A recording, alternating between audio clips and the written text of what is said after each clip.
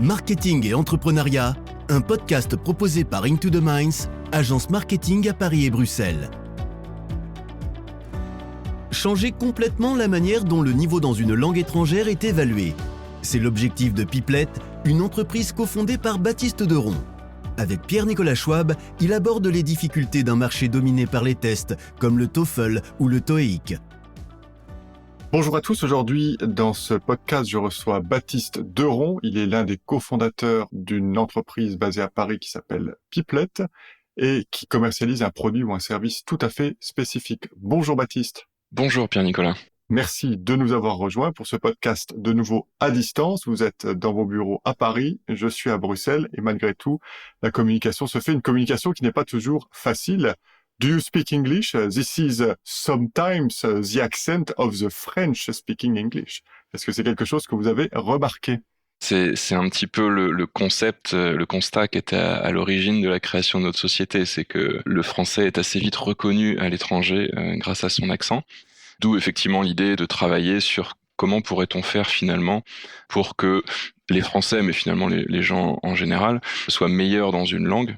Et on détaillera tout à l'heure, mais c'est vrai que l'idée, c'était de se dire, finalement, plutôt que d'aller sur mieux apprendre les langues aux personnes, peut-être que un des soucis des Français, c'est qu'on est souvent évalué sur nos compétences grammaticales, vraiment notre capacité à maîtriser la grammaire, le vocabulaire, les verbes irréguliers, et finalement très peu sur notre capacité à parler la langue. Ce qui fait qu'on est mauvais à parler la langue.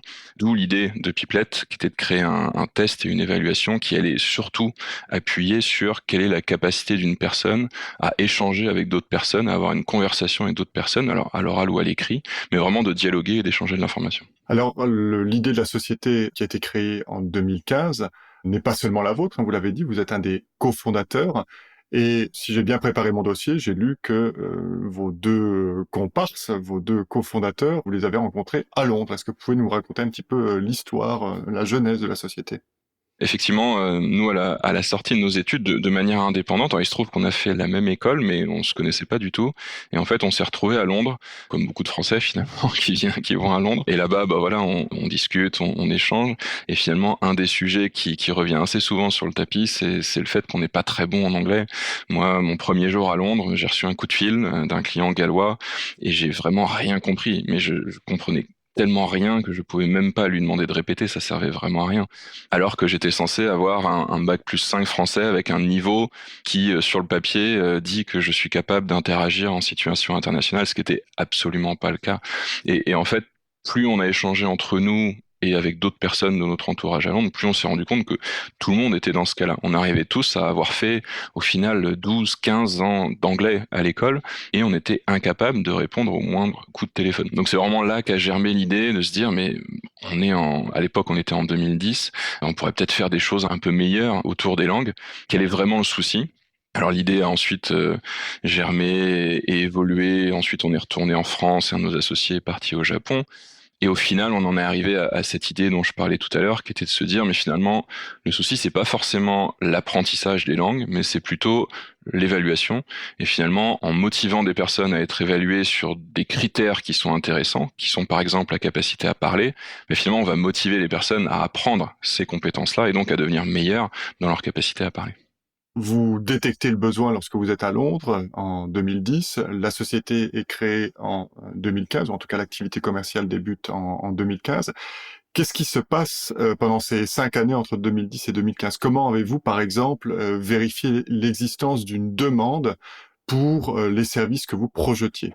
On a discuté alors de manière très informelle, mais en fait on travaillait chacun, nous, dans des domaines assez différents. Un de nos associés dans le domaine plutôt du web, moi dans le domaine du conseil, un autre plutôt dans le domaine industriel.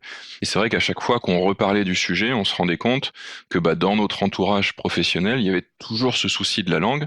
Et on se rendait compte que on avait beaucoup d'exemples d'entreprises, donc moi la mienne à l'époque par exemple, qui recrutaient et se rendaient compte au bout de 2 mois, ah mais cette personne-là, elle nous avait dit qu'elle avait un super score au TOEIC, et en fait on l'a mise dans une réunion avec 10 personnes, dont 3 Espagnols, un Allemand et un Écossais, et elle a pas du tout réussi, ne serait-ce qu'à prendre des notes parce qu'elle comprenait rien. Et ça, des exemples comme ça, on en avait régulièrement. Donc au début, on s'est surtout nourri de petits exemples comme ça. Et puis au fur et à mesure que l'idée a un petit peu mûri, on a commencé à aller interroger effectivement des personnes qui travaillent dans le domaine des RH, dans le domaine de la formation professionnelle, et à se dire, mais effectivement, est-ce que c'est un sujet? Est-ce qu'aujourd'hui vous êtes content des moyens que vous avez pour évaluer?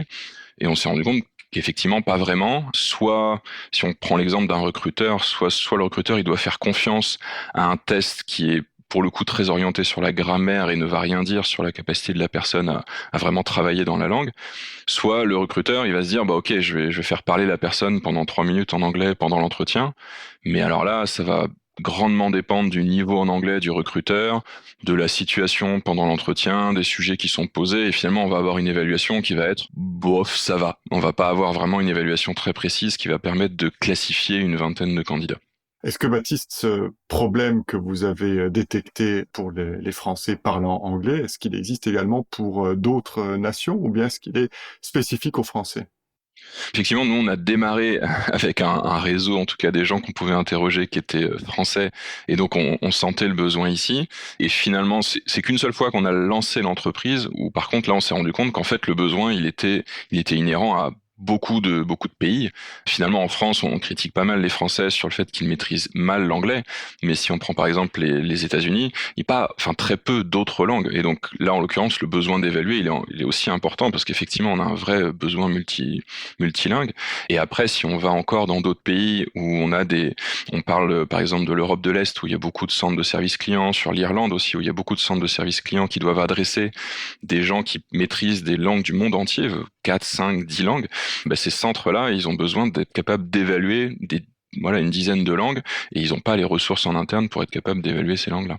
Alors, ce qui est aussi paradoxal, c'est que lorsqu'on veut faire une évaluation, ou avant, lorsqu'on voulait faire une évaluation de l'aptitude à converser d'une personne, comme vous le disiez, il fallait demander à une autre personne de le faire et souvent, les aptitudes de cette personne-là étant elle-même limitées, elle ne pouvait pas juger correctement. Ce qui amène donc l'idée d'une automatisation, d'une sorte de juge de paix, qui est le système que vous avez développé, qui permet d'avoir une évaluation ou un standard de référence en matière de prononciation et de conversation. Est-ce que vous pouvez nous raconter un petit peu comment ça fonctionne, justement, Piplet? Effectivement, c'est donc je dirais la mission de ce qu'on propose, c'est effectivement de proposer une évaluation objective de ce qu'on appelle en langue les 4 compétences, donc la compréhension et l'expression à l'oral et à l'écrit. Et donc, j'insiste effectivement, comme vous le disiez, sur l'aspect objectif, c'est-à-dire de se dire, vous pouvez avoir une équipe de 10 recruteurs, si vous demandez à ces 10 personnes le niveau en langue d'un des candidats, vous aurez 10 réponses différentes. Nous, l'idée, c'était de dire, ok, vous êtes une entreprise qui recrute des centaines de candidats, vous avez besoin de les classifier, on va vous donner une véritable évaluation. Et donc, pour ça, il y a deux fondements très importants à Piplet. Premier, c'est le CECRL, le cadre européen commun de référence des langues, qui définit des niveaux en langue, du grand débutant à la personne totalement à l'aise et quasi native. Donc ça, c'est vraiment la base, je dirais, théorique de notre travail chez Piplet. On utilise ce cadre-là, qui est un document de 300 pages. Et ensuite, l'idée, la manière dont notre service fonctionne, c'est qu'on va tester des candidats, on va les mettre dans des situations face à leur ordinateur où ils vont devoir réagir sur des questions ouvertes. On va leur demander de répondre à un coup de téléphone, de répondre à un email, de décrire un document à l'oral en ligne. Ensuite, on va les enregistrer et ce qu'on va faire, c'est que on va faire évaluer ce qu'on appelle leur production, donc leurs oraux et leurs écrits, par des professeurs qu'on a sélectionnés et certifiés qui sont dans le monde entier, dans les 18 langues qu'on gère. Et c'est un peu cette association entre un passage entièrement en ligne, entièrement digital, très simple à la demande, 24 heures sur 24, et une évaluation humaine avec des professeurs experts qui vont pouvoir rentrer et vraiment dire, on va pas s'attacher à la petite faute de grammaire. Ce qu'on va dire, c'est est-ce que cette personne-là, elle est capable de converser intelligemment avec une personne native en ayant le bon registre de langue, la bonne structure de discours. C'est vraiment l'alliance des deux qui va permettre de faire une évaluation efficace.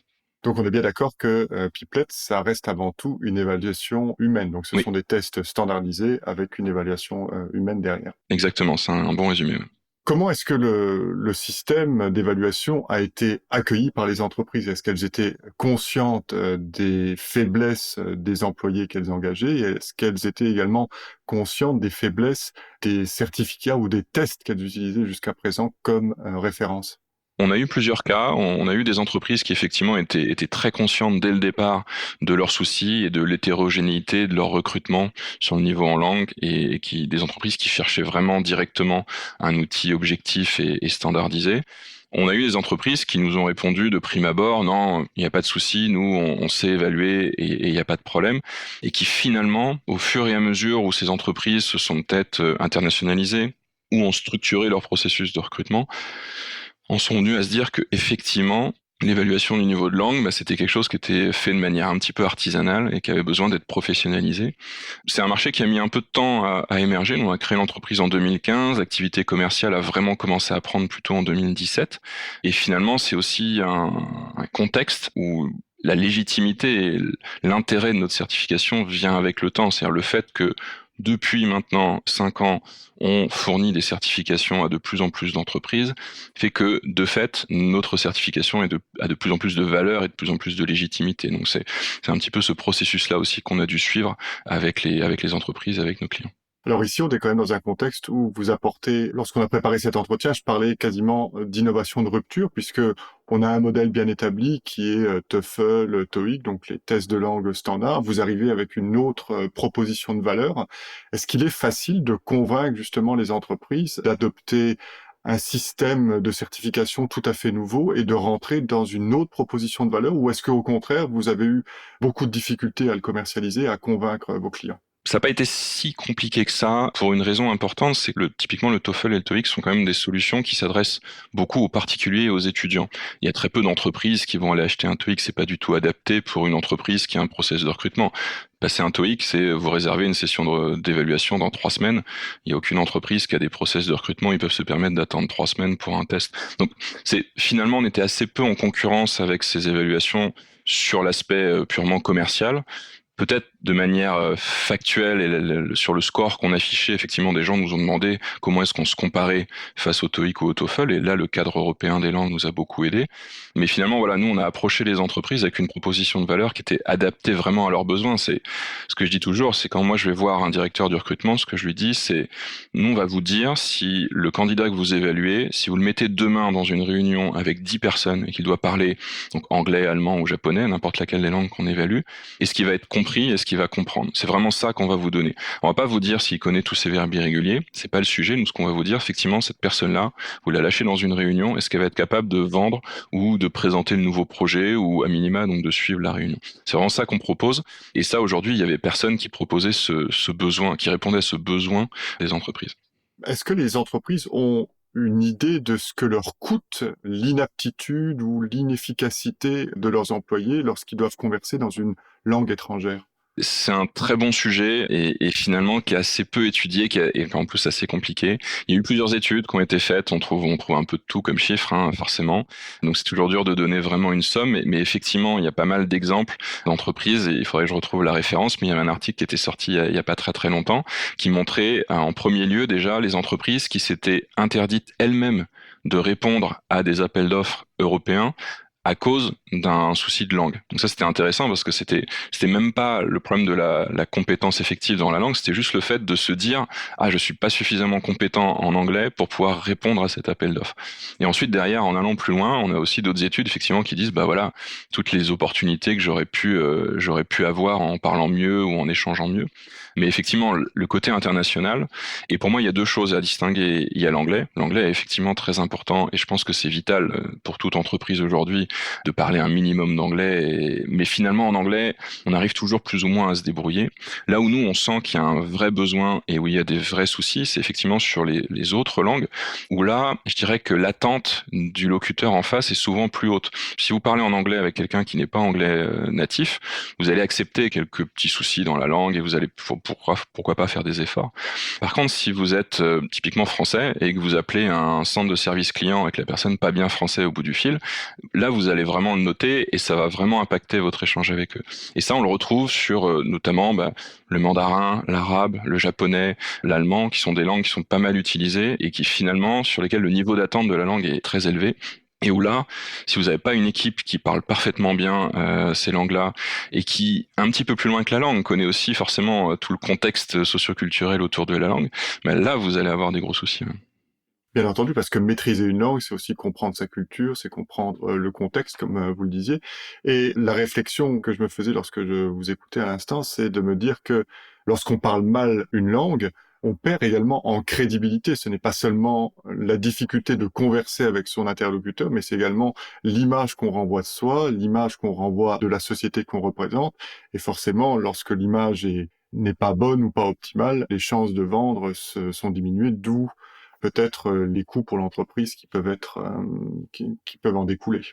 Oui, vu que vous êtes vous-même moins à l'aise aussi, vous allez avoir un peu moins confiance en vous et effectivement dans les échanges, c'est quand même quelque chose qui est très important. Et puis autre chose on travaille beaucoup avec des sociétés de recrutement, notamment donc dans le domaine de la vente. Et dans le domaine de la vente, je pense que au moins 40% du travail, c'est des discussions qui sont finalement paraprofessionnelles. C'est un café, c'est un déjeuner, c'est une petite blague, c'est ce genre de choses. Et ce côté naturel dans la langue, si vous le perdez et que vous êtes peut-être bon professionnellement pour faire un email structuré et effectivement qui répond à des standards professionnels, mais que vous n'arrivez pas à discuter 3 minutes au café tranquillement, bah, là effectivement vous allez aussi perdre pas mal d'opportunités et de fluidité dans les échanges. Alors, il y a une opportunité quand même de business importante avec le système que vous proposez, c'est qu'une fois que vous avez fait le test et que vous vous rendez compte qu'une personne a, disons, voire des marges de progression, hein, pour être politiquement correct, il y a aussi toute une série de services qui peuvent lui être proposés pour justement améliorer son niveau de langue. Est-ce que c'est quelque chose que vous proposez déjà?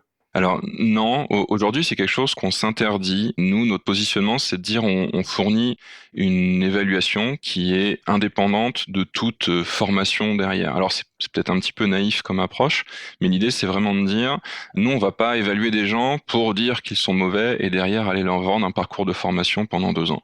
Notre positionnement c'est vraiment de dire, vous voulez une évaluation, on vous la fait, on est l'inspecteur du permis de conduire, on n'est pas l'auto-école. Nous on dit oui ou non, il y a pas de souci, vous parlez bien la langue, mais l'idée c'est pas d'aller soit vous donner une mauvaise note pour vous pousser à vous former, soit vous donner une bonne note pour vous faire plaisir.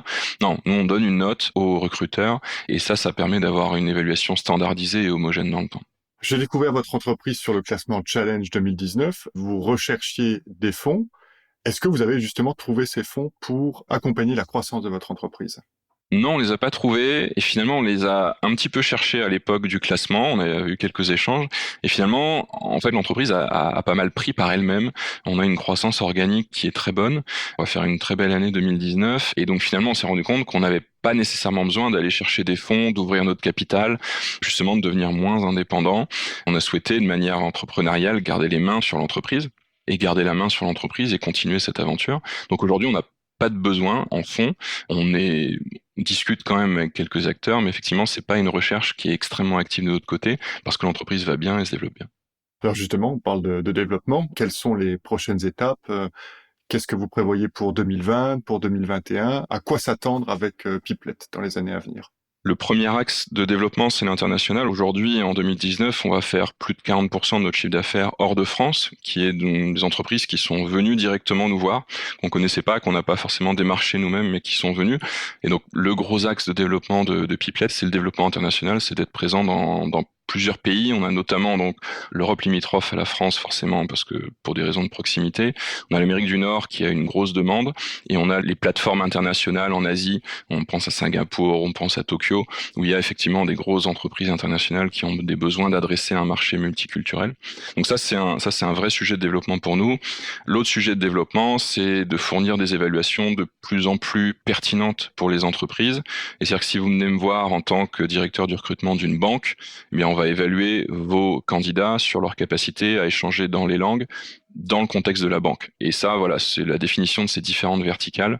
C'est quelque chose qu'on commence à faire aujourd'hui dans le domaine du service client et des cabinets de conseil, qu'on va développer dans le domaine du tourisme, par exemple pour les JO, dans le domaine effectivement bancaire et dans le domaine industriel ensuite.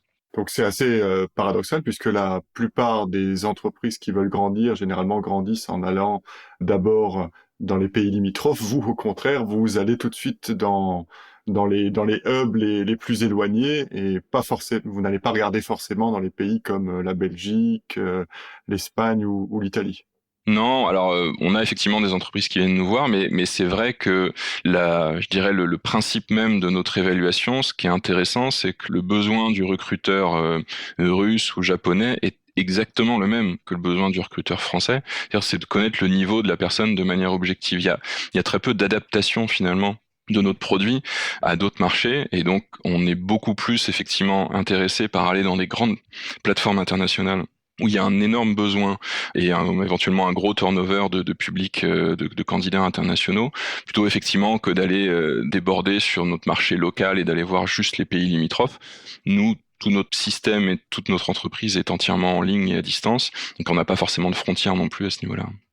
Merci Baptiste Deron de nous avoir accordé ces quelques minutes et de nous avoir présenté votre entreprise, et bon vent à vous. Merci Pierre Nicolas, au revoir. Cet épisode de Marketing et Entrepreneuriat vous a plu ? Alors n'oubliez pas de vous abonner. À bientôt.